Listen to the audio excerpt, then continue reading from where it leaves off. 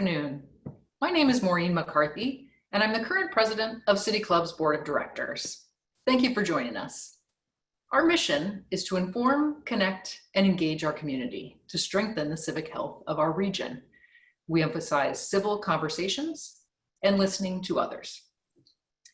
For those of you who attended our program last month, I want to apologize for the technical difficulties.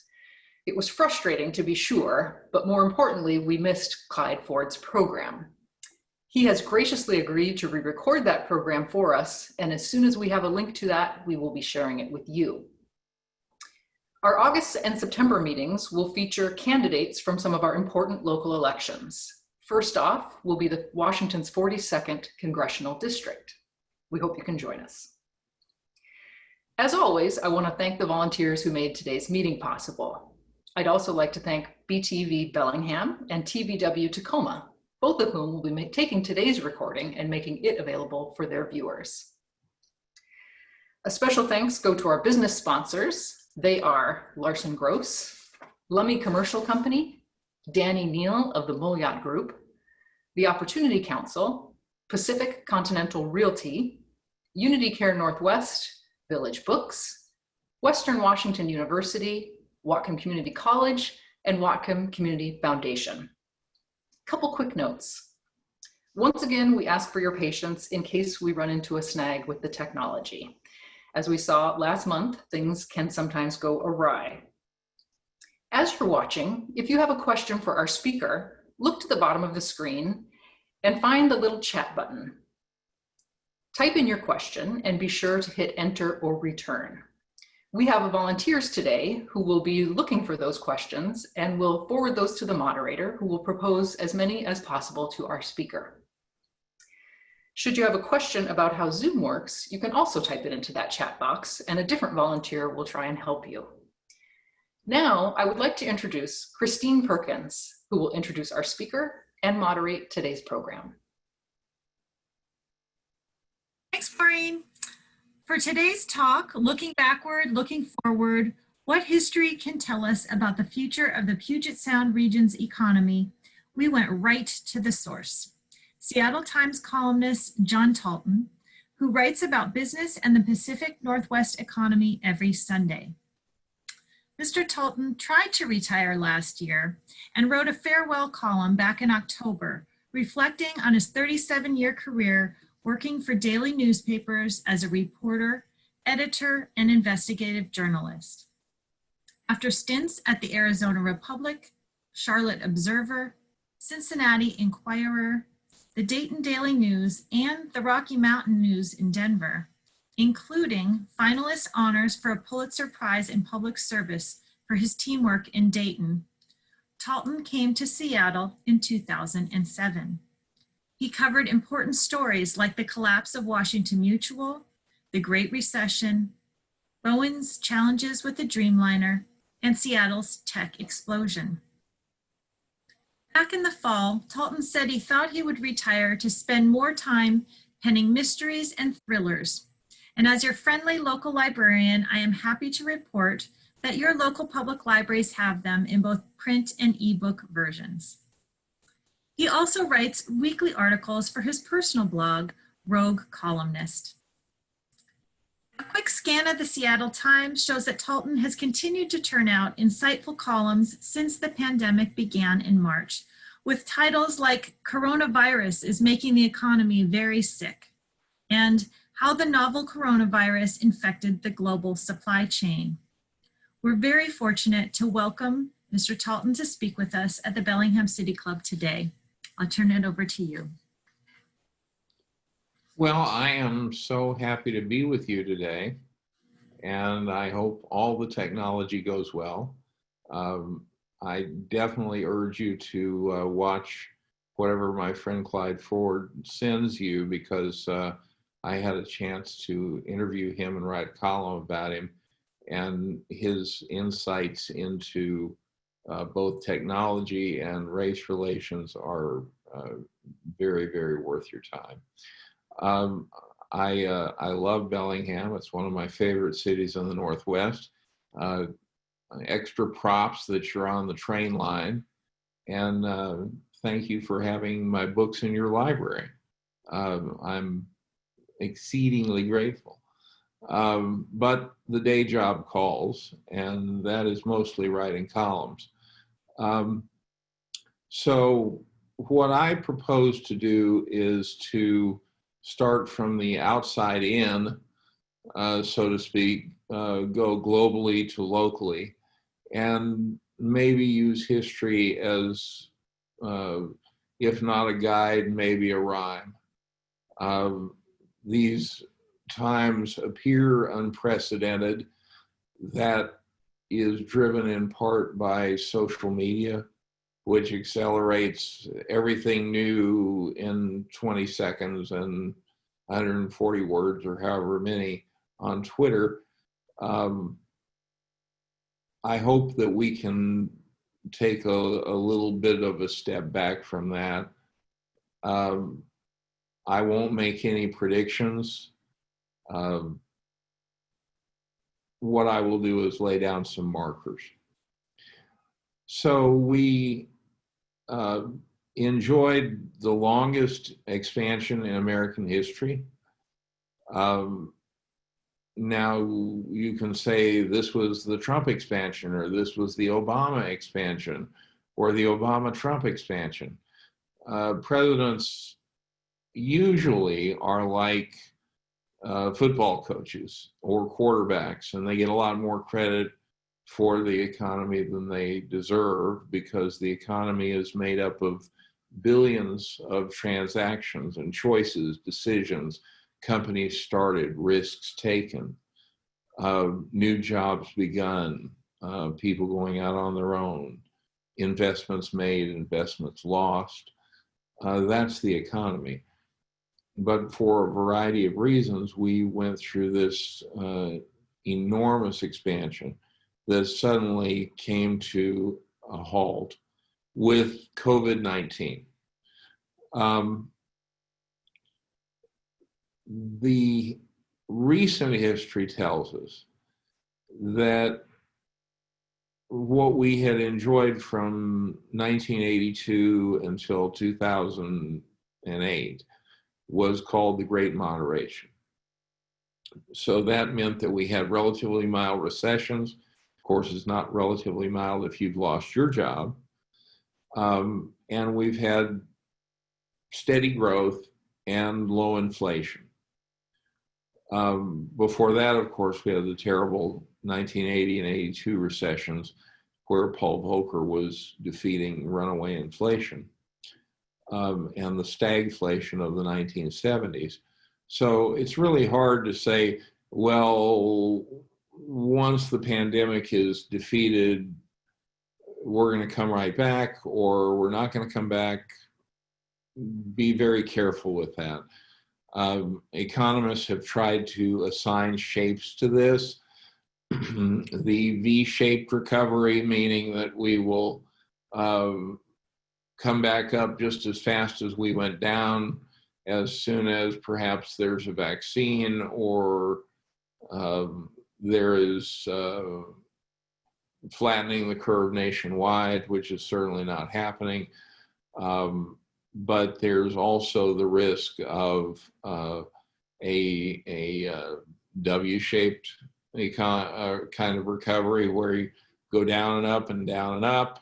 And when the second wave of the virus hits, and then an L-shaped economy ahead, which would be essentially a second Great Depression.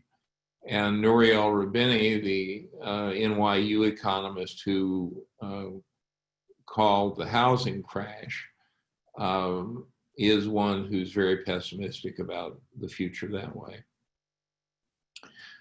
What we know from the 1918 influenza pandemic, which killed 50 million people worldwide in a world population of about 1.4 billion, and killed 675,000 Americans in a national population of about 100 million. Today, the world is closing in on 8 billion. We're at 330 million. So the 1918-1919 influenza pandemic was the deadliest pandemic in modern history. And the CDC says chillingly that the causes are still mysterious. For instance, it hit the young and the healthy. And it came at the end of World War I. Now, this influenza pandemic did not stop the 1920s from being a sustained economic expansion, at least in the United States, followed by the whoopsie Great Depression. So we can't say that everything is going to change. I'm very skeptical of newspaper articles that have to be hot takes on this and say, cities are done for, everybody's leaving because of the pandemic, or men will never wear bow ties again because of the pandemic. This is something done for clickbait, and you should take it all with a grain of salt. Nobody knows. We have, though, sustained deep damage to the economy.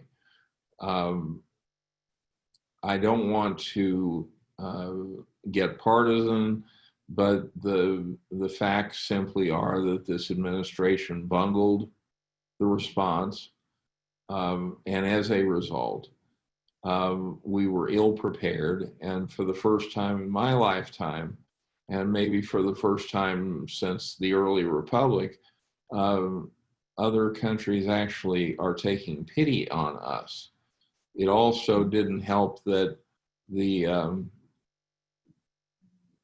Sunbelt states were in such a hurry to reopen, such as my native Arizona and Florida. And so they promptly shot to the top of outbreaks.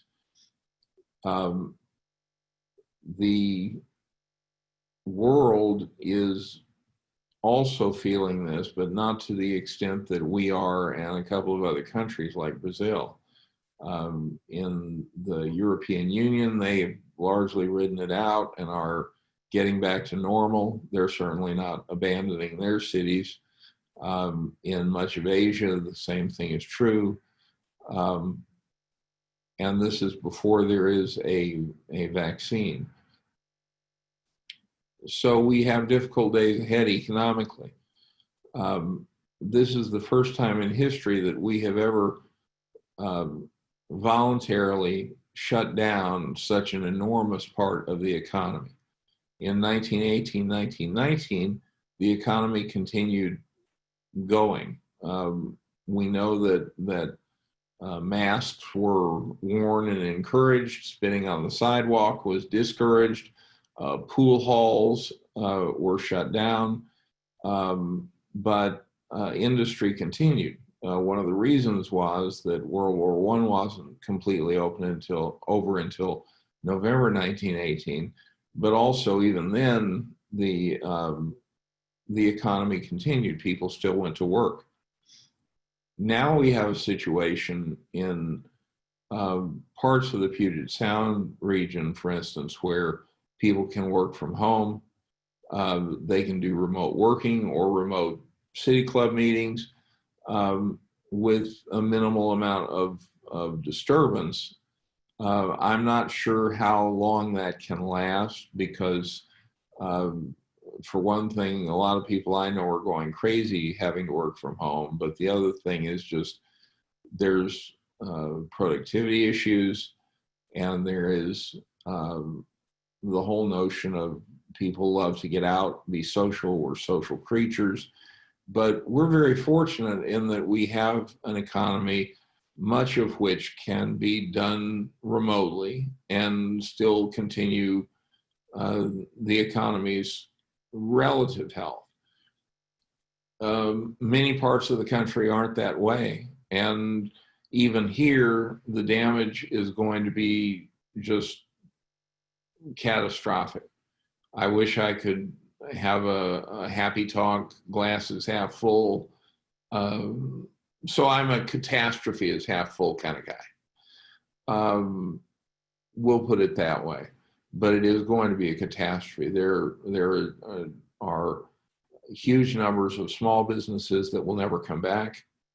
And we may not be made of the same stern stuff as people 100 years ago, and Americans may be afraid to go back to cities. I don't think that's true, but they may want to work from home forever. I don't think that's true either, but it might be. But the structural damage, where small businesses have lost their client base, they've lost their leases in some case. On top of this, we have the Boeing problem with the 737. We have the global airline industry basically shut down. On and on, you can go sector by sector, the maritime sector, the cruise industry, tourism, all of which benefit us. These are suffering wounds that are going to take, at the very least, a couple of years to recover from, and in some cases, much longer than that. If we can have some constructive political responses and constructive fiscal and monetary responses, fiscal being stimulus from the Congress, properly aimed, and monetary being the Federal Reserve, then we can avoid the worst mistakes of 1929, 1930, when a contraction was turned into the Great Depression. But when you combine this with the civil unrest that's hit the country, we just can't take anything for granted. If I were looking at things as narrowly as possible without everything else that's going on in the country, I would say that a superstar city like Seattle and a very diverse and prosperous region like the Puget Sound region would be bouncing back quicker than others, would be hurt less than others. And I think that's probably true. I hope it's true. I think that some of it will depend on how much self-inflicted wounds the Seattle City Council does on this city, and how quickly Boeing can recover and the airline industry recover. Both Bellingham and Whatcom County had seen record highs in civilian employment and in population growth, and record lows in unemployment up until just a couple of months ago, when it shot up to, I think, about 16%. So you are well positioned in a lot of ways. University towns tend to do well, especially one as beautiful as yours.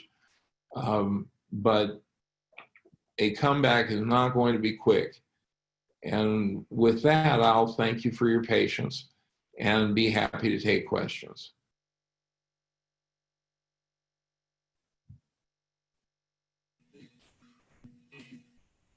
Great, thank you very much. Already, lots of great stuff there. And I have some questions that we've developed with the programming committee to get you started and give time for people to start entering some questions in the chat box. So let me just say, first of all, obviously the pandemic is overarching over everything, but what is the single biggest element of that you think is impacting our economy right now? The single biggest element is that people cannot get to work in many cases, or business has been completely cratered. So restaurants are closed. The cruise season is gone. Tourism is not happening. And so the complete shutdown of the economy accompanied by shut-ins, and I'm not saying this didn't have to happen, it did, but unless we were willing to accept deaths on the scale of 1918. But those are the biggest problems. Got it. Are there any lessons from history looking back to the Great Recession and how our region recovered from that we can apply to this situation? Well, there are some positive lessons in recent history in that we were not hit as badly by the Great Recession as a lot of Sunbelt areas were, which were dependent on spec housing construction. Now, Seattle lost Washington Mutual, and Boeing was struggling with the Dreamliner, and so for a while, things seemed kind of bleak. But then Amazon took off, cloud computing took off, and we had this situation where the Seattle area especially was more affordable than the Bay Area for top technology talent, and yet offered virtually all the things that top tech talent want as far as urban amenities and don't have to own a car, things like that. So we benefited tremendously from that and had a very, very good economic. Sorry, that's my elderly demented cat who's now being removed from the premises, but not permanently. Anyway, we benefited tremendously from that. And this spread out to virtually every city in the region. But on top of that, I always caution people, don't think that this is just a tech town. We have probably the most diverse economy that I've ever encountered in any city in which I've been, and I've been thrown out of a lot of them. And so we have heavy manufacturing, we're a major exporter, we have a major maritime industry, we have a little bit of everything, and we have a huge military presence, as much as Seattle would like to disown that. I say that if Cascadia does secede, we make sure we keep the nuclear missiles over at Bangor just as a deterrent against everybody else. So in coming out of the Great Recession, we were really well off. Now, on the other hand, the stagflation of the 1970s hurt the region worse because we were not as diverse then in our economic makeup. We were much more a Boeing town, and the 747 was not selling well. The federal government had pulled back its support of the SST. And so for many years, we were stuck in the Boeing recession. In the Great Depression, we suffered like everybody else. And back then we were a big railroad area, a big extraction economy based on timber, and then manufacturing, including shipbuilding. All of these things were terribly affected by the Great Depression, and it took until World War II to fully come out of that. And then going back a century, there really was not much of a recession caused by the influenza pandemic. There was a short recession caused by the end of World War I and the demand for military shipbuilding. But then we went into the 1920s quite smartly. Now, history doesn't repeat itself, but sometimes it rhymes, as Mark Twain says. But on top of that, we have to remember that things can change. Seattle has always been a business city. It's always been a town on the make. And lately that has seemed to change, at least in city politics. And there is this sense on the part of some that they would love it if Amazon left and we lost 55,000 well-paid jobs and they could just confiscate the headquarters buildings and use them for the homeless. That's something new in Seattle. We've lost Paul Allen, who was an indispensable civic steward. I don't know if this represents a fundamental change in Seattle's trajectory. If so, it would be very unusual among so-called superstar cities, because they will be the first to bounce back, and that's my best 2 cents. So just to follow up on your take about the Seattle Council, you mentioned self-inflicted wounds and maybe some of the attitudes towards Amazon. Is that what you were referring to with that comment? Well, sure, and just simply the willingness to keep us safe on the streets. Now, I don't want to over exaggerate. I live in Belltown in downtown Seattle, and it's a very safe area, but this attack coming from the city council on the police has me worried. And we had situations where some downtown businesses were repeatedly looted. This is not always reported, but it went on again on Sunday, I believe. That's the kind of thing that you shoot yourself in the foot and reload. So the response to some of the unrest is challenging. Well, the city politics here have moved far to the left. They used to be kind of a pragmatic liberalism. Now they have moved far to the left. It used not to matter that much because the most important leaders in the region were from business, or in some cases academia, or the Bill and Melinda Gates Foundation. They weren't the mayor. They weren't the president of the city council. But this city council has wanted to insert itself very much into the economy, including a new tax on jobs.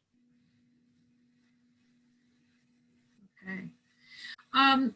You mentioned that our diverse economy has been helpful to our region in past economic challenging times. Are there any types of businesses that may grow or thrive throughout this catastrophe, this pandemic? The short answer is that well-capitalized firms that are working on a vaccine or other measures to address the novel coronavirus will thrive. Otherwise, everybody is facing the worst crisis that it's seen at least since the 1930s. So another question then is, how long can the record levels of stock market activity continue to happen when the rest of the economy seems to be cratering? Well, that's a great question. The stock market is driven by two things. It's driven by greed or it's driven by fear. And fear has not yet set in. The stock market is not the economy. The Dow Jones Industrial Average is not the real economy. These things are distorted by a few tech companies that continue to do well. Amazon is still doing well, obviously, because people have to order a lot of things. They can't go and shop at stores that have closed and may never reopen again. But that doesn't have anything to do with the state of the real economy.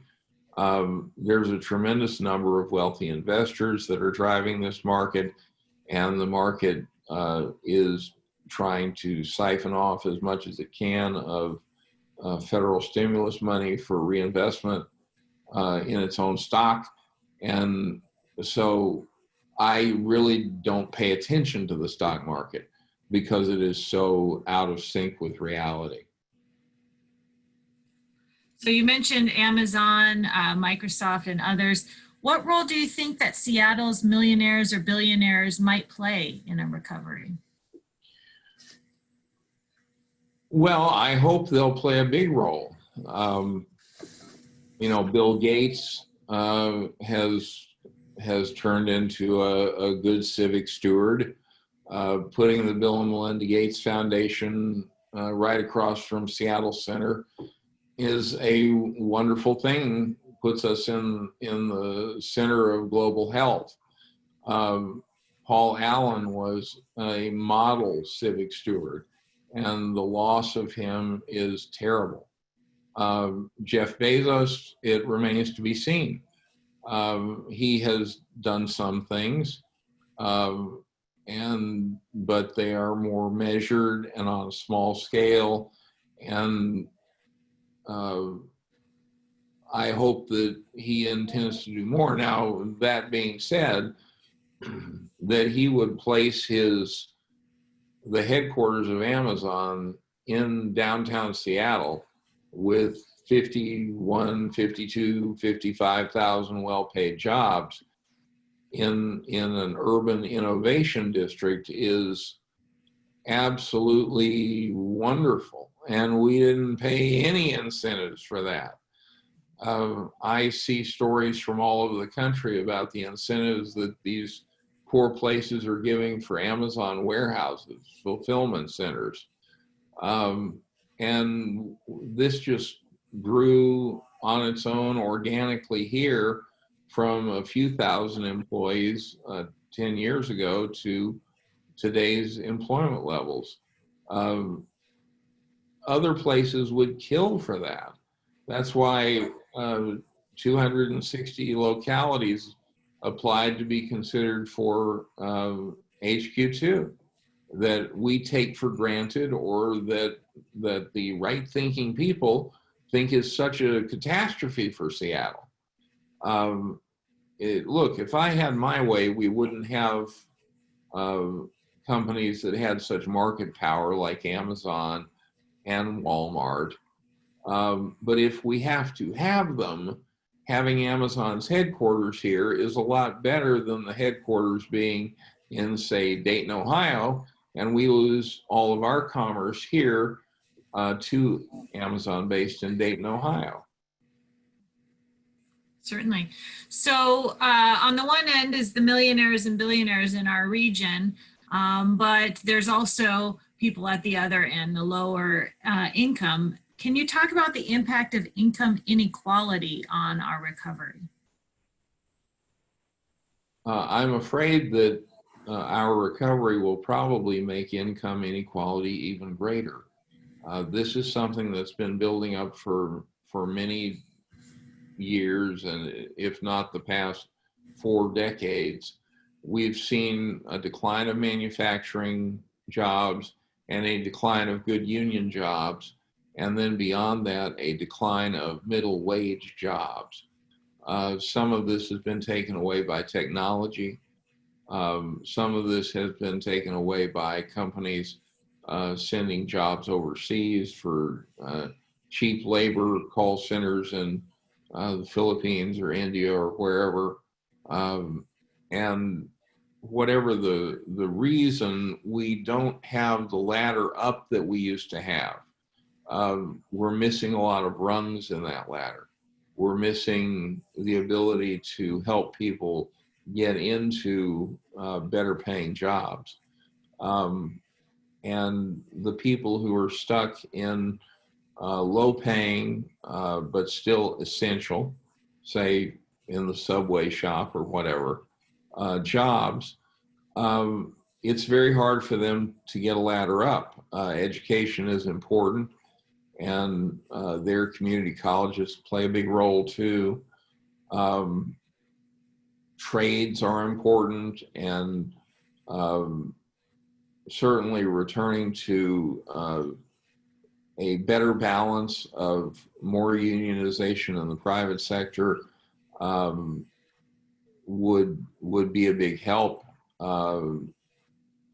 Reining in things like private equity and hedge funds that buy companies to simply suck them dry, lay off employees, take their fees, and then dump it in bankruptcy, which happens too often, rip, strip, and flip.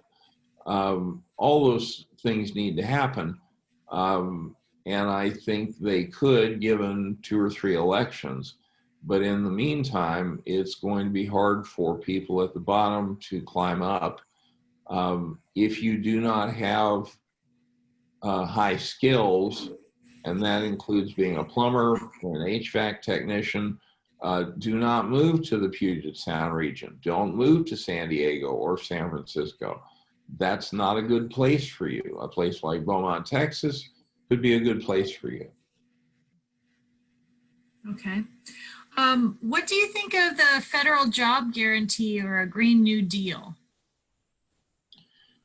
Well, we absolutely must address the existential crisis of climate change. It's going to affect everybody and everything, and it's going to cost much, much more than measures to ameliorate it. So some kind of a Green New Deal needs to be put in place and kept in place. We need to find the way to keep carbon in the ground, and we need to find a way to have cleaner energy and better transportation. We're the only advanced urbanized society on the planet that doesn't have high-speed rail. There's a whole menu of options that we can implement to do this, and we need to do it.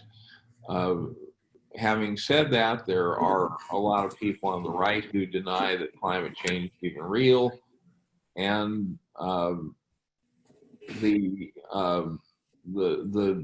deep problem is getting some consensus on this so we can move ahead.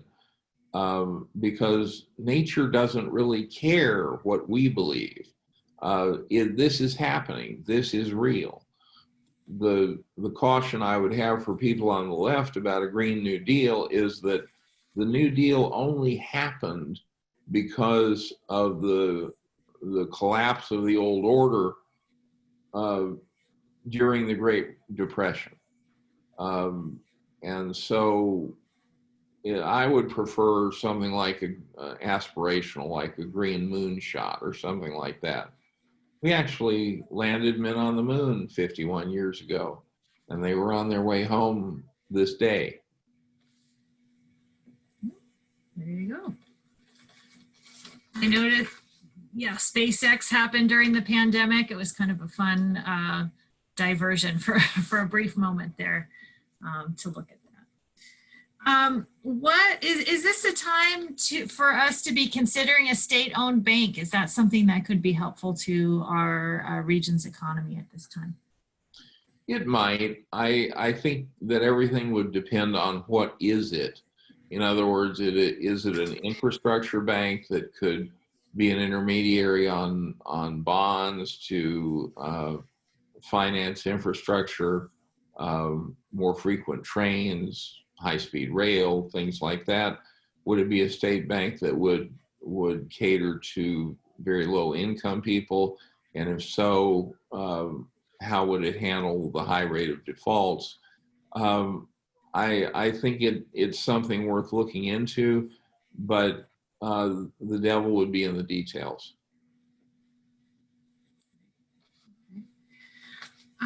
You talked a little bit about Amazon and certain other communities vying for their second headquarters, H2, and such by using taxes or other incentives. So how effective are those types of moves in attracting businesses, and have we used those successfully in our region? Washington is one of the very few places that has used incentives, I hate to say smartly, because we kind of had a gun to our head, or a 777 to our head, in aviation, aerospace, and specifically Boeing. So $9 billion in tax breaks for Boeing got us tens of thousands of jobs and new airplanes assembled here.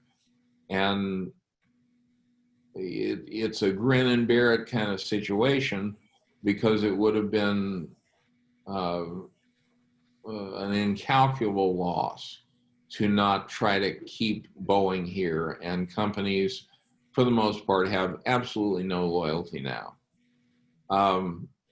But having said that, in most cases, incentives do not pay for themselves, and yet governors and state legislators around the country hand them out. And typically what they are tax breaks. Company doesn't have to pay taxes. It gets utilities put in. It gets workforce development, other kinds of incentives for, say, a data center that will create some construction jobs, very few permanent operating jobs, or an Amazon fulfillment center. It may create a lot of, $12 an hour jobs, $15 an hour jobs, but they're not at the headwaters of technology the way we are. And so in general, incentives are very, very poisonous. And it's unfortunate that we've gotten in this race to the bottom. But outside of the People's Republic of Seattle, no mayor or city council or legislator or governor wants to have to go before the voters and say, I haven't spent my whole time in office trying to bring jobs here. So it's worked for Boeing in the past, but not so much for the future. Not in other places. I think the Boeing situation was very unusual.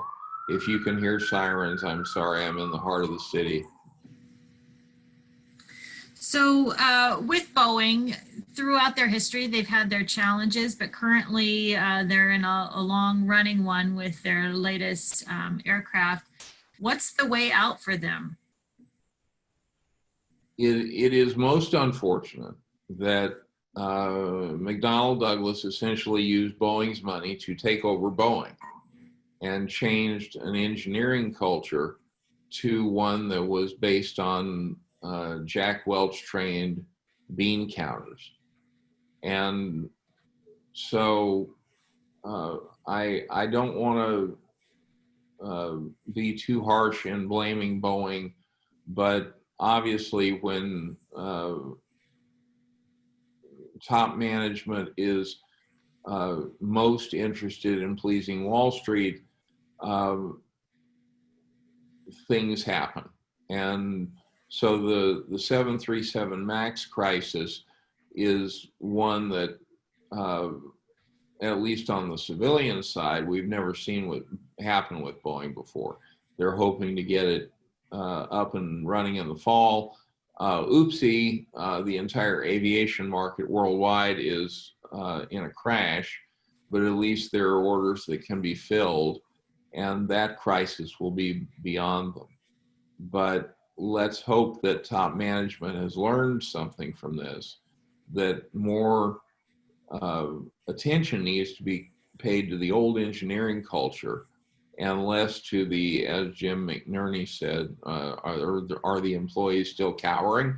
Now, then he walked it back and apologized, but I think he meant it. Wow, strong stuff. So You mentioned that you don't use the stock market as your guide for the health of the economy. That's something completely separate. But what indicators do you personally look to figure out where we're at? Well, if we really want to geek out on this, on the internet, on the tubes, as the late Ted Stevens said, you can find something from the St. Louis Federal Reserve called FRED, F-R-E-D. And you can get FRED charts and other kinds of information on everything. And for instance, you can get it on unemployment historically in Bellingham or in Whatcom County. It's a wonderful resource, a gold standard resource. And if you are a real econ nerd, it's just top notch.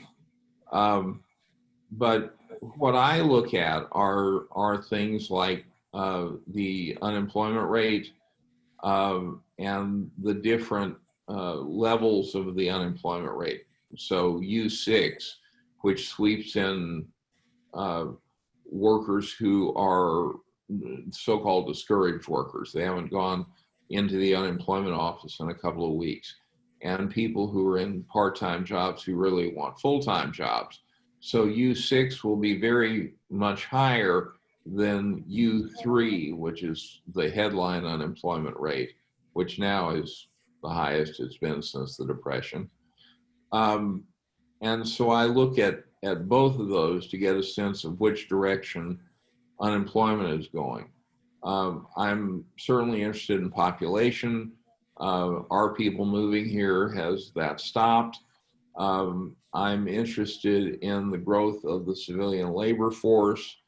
I'm interested in the employment to population ratio, which I do not want to put anybody to sleep with, but is a metric that can be used to let us know kind of the depth of adult participation in the labor force and how well that's doing, and on and on. But those are some of the most important ones. And let me just add that the stock market doesn't matter until it does. And say when the stock market really wakes up and realizes there's a crisis and goes into a tailspin, and those companies have to react to their falling share price by laying people off, then the stock market matters. Sure. We have a question about whether you think corruption at the federal or local level has an impact on equitable recovery. Sure. And we have corruption at the federal level on a measure that I have never seen in my lifetime. It makes Watergate look like the Boy Scouts. And so, yes, it does. I mean, for one thing, corruption tends to crowd out competence, and it tends to reward shady deals instead of people who are actually capable of making a constructive difference or implementing constructive policies. Now, the throwing in the clause or phrase an equitable recovery, I don't know that it has anything to do with that. I don't know that any recovery in the history of humankind has ever been equitable. There are always winners and losers, but for the reasons that I mentioned earlier, the fact that we have lost unionization so much in the private sector, that we have lost those middle wage jobs, that we don't have the ladders in place that we once did and we have to get them back. All of those things have hurt equitability as it existed from let's say, the late 1940s until about the middle 1970s. In that period of time, people at the bottom were actually rising faster than people at the top in their incomes. And everybody was moving in lockstep. And after the mid 1970s, and especially after 1981, that changed radically. And the top 10%, top 1%, and especially like the top 0.5% pulled away dramatically from everybody else.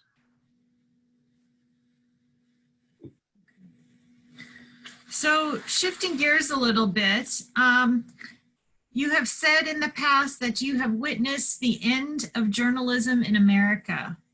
What are the unexpected consequences that the death of journalism is having on the economy? Well, if you don't have journalism, then you don't have our system of self-governance. There's a reason that the press was mentioned in the First Amendment.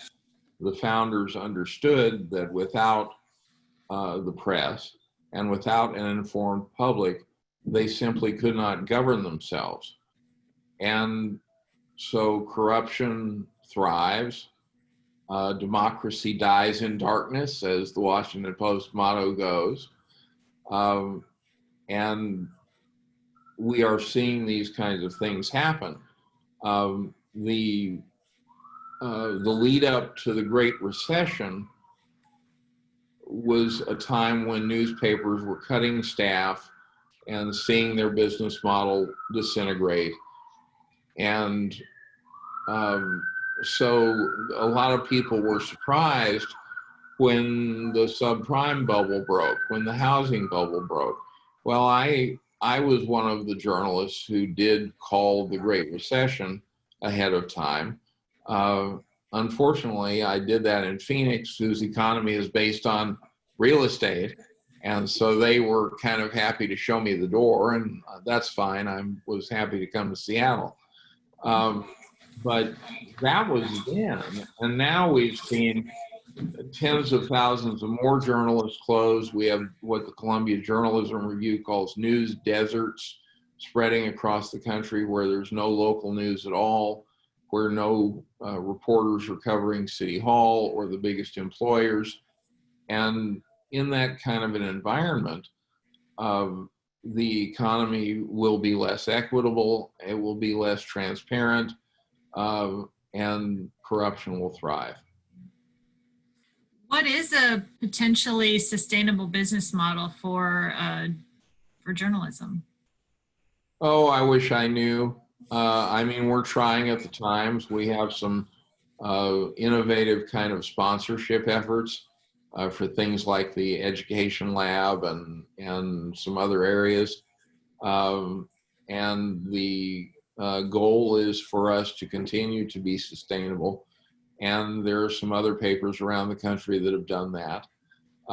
Finding a billionaire owner like the Washington Post or the LA Times did is a nice thing. I mean, if he's a good billionaire who will let you actually commit journalism. Beyond that, I don't think anybody knows the real answer. We used to have a situation where advertising paid for the journalism. And yet at good newspapers, there was a Chinese wall between the two departments so that an advertiser could not tilt the coverage toward them or away from them or whatever. And that went away with the rise of the internet. And let's be fair here, the newspaper industry inflicted 1,000 cuts on itself. And I spent years as a senior department head at major newspapers and watched it happen.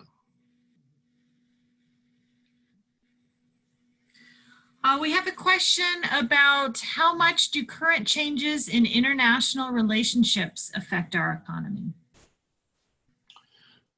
Considering that we're a first strike target, I would say in a nuclear war, I would say that they would have a profound implications for our economy.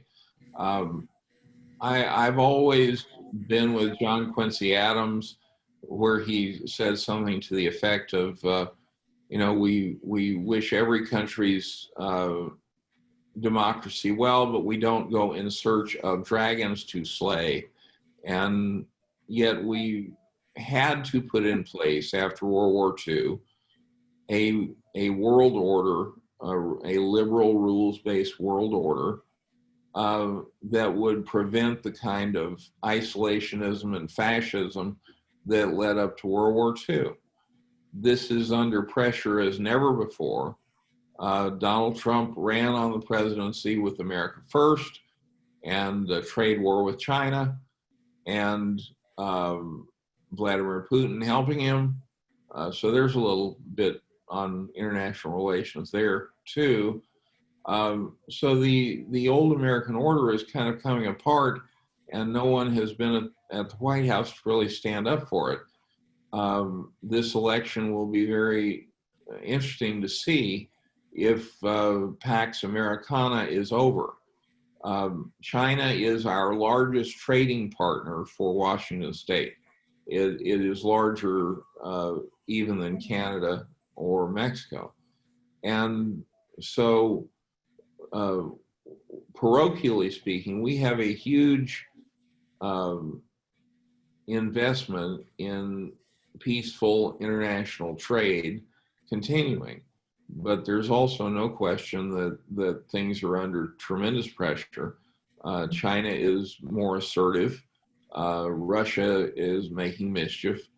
The Middle East is always a cauldron. The State Department just ordered China to shut down its consulate in Houston. I don't think that's helpful. But there's no question that China's been a bad actor on the trade front. And so how worried should we be about these rising tensions between the United States and China in terms of its impact on the economy? We should be very worried because, as I said, China is our largest merchandise trade partner. And China is the second largest economy on the planet. We're the largest. And to have the two largest economies on the planet in a Cold War II is bad. Nobody wins from that. For sure. So circling back to the pandemic, can you imagine what the impact might be on the whole healthcare system in our area when this is all over? Is this finally the time that we go to universal healthcare for Washington State? Universal healthcare would have to happen nationwide unless we have secession and Cascadia goes its own way.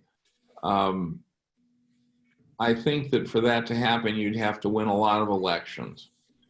This is why Barack Obama and even Hillary Clinton imagined working with the private insurance companies and private healthcare in trying to establish as wide a universal system as possible. There is just not a consensus in America for universal healthcare. And that's regrettable, but it's just true. Harry Truman wanted to have universal health care. That communist Richard Nixon wanted to have universal health care. In both of those cases, the for-profit medical establishment opposed it, and it's gotten worse since then. So the big pharma companies have gotten bigger, more powerful. The insurance companies have gotten bigger and more powerful. Hospitals have consolidated, and yet we have mediocre health outcomes. We have by far the most expensive healthcare system in the world, and yet we're not at all at the top of good healthcare outcomes. Will the pandemic change that? I don't know. I think you'll have to win a lot of elections, and I think that there'll have to be a sustained, constructive plan put forward for how we provide the best possible health care for an affordable price. And we're not there yet. So the pandemic is not enough. It's going to take a lot more than that. You know, I always say to people that if you took the Puget Sound region out of Washington State, it would be Idaho politically. And that's always something to remember. I mean, I remember taking a drive in 2016 on the North Cascades Loop and going all the way over to Eastern Washington, and there were all these Hillary Clinton signs until you got about 30 miles east of the water, and then the Trump signs started, and they never stopped until maybe you got into downtown Spokane. So the country is more polarized than ever before, and until we can find some consensus again, it's going to be hard to move forward with constructive responses. I think Biden has some very good things in his menu of responses. I think they're constructive. There's a lot of people who disagree with me on that. So you've mentioned secession a couple times. As a person who used to live in Southern Oregon, the state of Jefferson was always threatening to secede and such. So is your talk about Cascadia kind of just a fun mention of things that some people dream about, or is there any actual organized campaign to make that a reality? Oh, I'm sure there's an organized campaign, but I don't know how much of a reality it could be. I will say that I don't know how long the Republic can endure as divided as it is.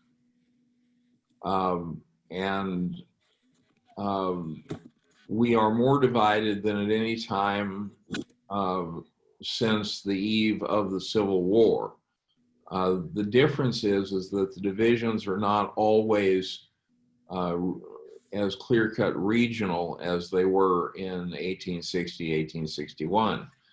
But I just don't know how many more elections we can go through where one party wins the popular vote and the other party wins the electoral college. That the Senate continues to hold power when Wyoming has 2 senators and has, 750,000 people, and California with 38 million has, wait for it, 2 senators. This kind of thing is tearing us apart, and I know that it's when the outs are on the out, as happened in 2008 and 2012, Texas was talking about secession.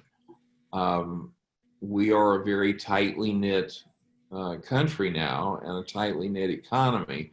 So I think that is probably a pipe dream, but long term, we've got to find some way to either come together or find a plan B.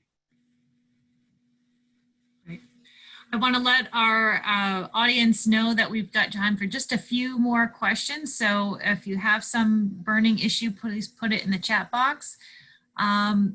For John, we have a question about the Canadian border. As you know, we're on it up here in Whatcom County, and it's been closed as a result of the pandemic.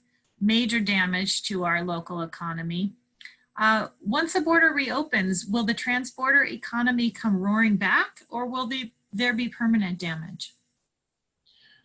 Well, there we get back to that shape issue. Will it be a V to where it comes back as fast as and strong as it went down, or will it be an L where it goes down and stays down and it'll be a long time before it comes back up? Many parts of this may be permanent in that small businesses just can't stay closed forever and then expect to come back. On the other hand, there are some things such as transportation, logistics, movement of goods between the United States and Canada that will come back to some degree. But we're really in an unprecedented situation, and I don't think anything can be taken for granted. College towns tend to do better than other cities of a similar size. But I know you have a lot more than just Western Washington University there. And so the longer that the border is closed, the more harmful effect it's going to have on Whatcom County small businesses, especially. You're looking at potentially through the end of the year. So. Yeah, I hope that it's that short. Yeah. I think from what I've heard, Canada's economy is doing really well with the border being closed, that they're experiencing a lot of positives from it. They handled this outbreak very well. We used to be the leader of the free world. In my lifetime, we would have handled this well until now. And what has happened is absolutely astonishing. And as I said before, the world now pities us. So in the glass half full category, you said that Seattle has an unusual gift for reinvention. So how might Seattle and our region reinvent ourselves during or after the pandemic? If I knew the answer to that, I wouldn't need this newspaper gig because I would just go invest in it. But when you look at, and I'll forgive me, but I'll be Seattle centric for a minute. When you look at Seattle through the decades, it always found a way to come back into kind of the next thing with the, especially with the 2x4 to the head of the Boeing recession in the late 60s and the 1970s. And that is very, very unusual in the cities that I've seen. And now it helps that our region is so beautiful and so desirable. So I know of cities in the Midwest that are wonderful cities, and yet they can't get themselves out of the dirt because they're cities in the Midwest and they're not beautiful places on Puget Sound. So I think that we already have enormous advantages in technology and cloud computing and e-commerce, in startups, in medicine and research with Fred Hutch and the Cancer Care Alliance and the University of Washington. All of those things will be benefiting us in the years ahead. And then legacy industries like Boeing and the maritime sector, never take those for granted. They're wonderful. As I've always said, every other place in the country would kill for what we take for granted. But I can't pinpoint anything yet. Right. If we all had the crystal ball, we'd be in a different place right now. You mentioned the political divide, even that exists very markedly in our own state. Do you see any of the possible vice presidential picks as helping to close that political divide? I don't know. Biden has committed to picking a woman. I think this moment in time it's very likely to be a woman of color. As far as closing the divide in a place like Washington State, I don't know how many minds are willing to change. I mean, Donald Trump is certainly not a conservative, and I grew up in Barry Goldwater State and was a teenage Republican. And so how many Republicans will stick with him no matter what the damage, no matter what the price? On top of that, I just think that these days so few minds are changed. People go to the media that reinforces their prejudices, and they do not change their minds much. That's hurting us. Right. Okay, how would a light rail or high-speed rail connection along the I-5 corridor change the Cascadia region? It would make travel much more convenient. It would reduce our carbon emissions enormously. And it would help solidify the technology and innovation corridor between Vancouver, BC, and theoretically all the way down to Portland, but certainly to Seattle. And Bellingham would be an enormous beneficiary of that. As long as they didn't speed right past us. Well, I mean, Americans are still wedded to this 125-year-old ancient technology called the automobile. And we don't really understand how backward we are. And in advanced countries, they use high-speed rail to go between city pairs or urban clusters, and that frees up airliners for longer routes. They also have abundant rail transit, and they have abundant just regular trains. And so that's the way advanced countries work. Just driving around in a car all day is the way a backward country runs. So you mentioned earlier to me that today is a column deadline day. Are you able to give us a sneak preview on what you're working on for this Sunday? Oh, why not? I'm noodling over the changes being forced on the post office and what that might mean for us. And a lot of us are depending on the post office more than ever. Yeah. And the rest, you'll need to read it Sunday, or you can see it online on Friday. Well, we wanted to thank you for taking all these questions from all different angles. Really appreciate that. It's my pleasure. We're coming to a close. The time flew by here. I want to let our audience know that the chat's going to remain on for several minutes if people have other comments or things they want to make. City Club will be emailing out a follow-up survey to all of our attendees to let us know how it went for you and if we can do things better in the future.